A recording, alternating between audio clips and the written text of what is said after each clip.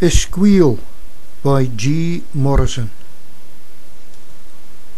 Half pint o sour milk, the start of your day, got the stomach to churn and turn to your dash grey. You'll drink every drop, our teacher would say, and as soon as it's done, you can play with your clay. A drip on your snoot, got a dicht for your sleeve, while among all the ferts, it was nae good to breathe.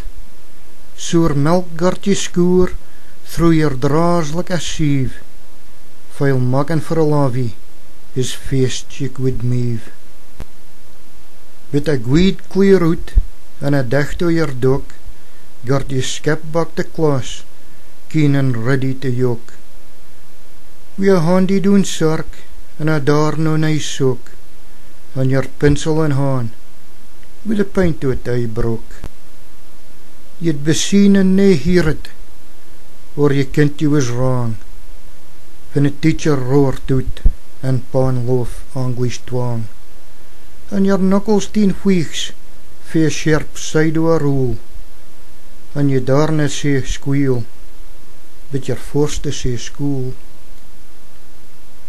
But fin a bell wrong, you'd gang out to play, as loons we played bullies in a warm bonny day, and a quinies would skip, while rhymes they would say, and the teachers sit down to their fly cup of tea.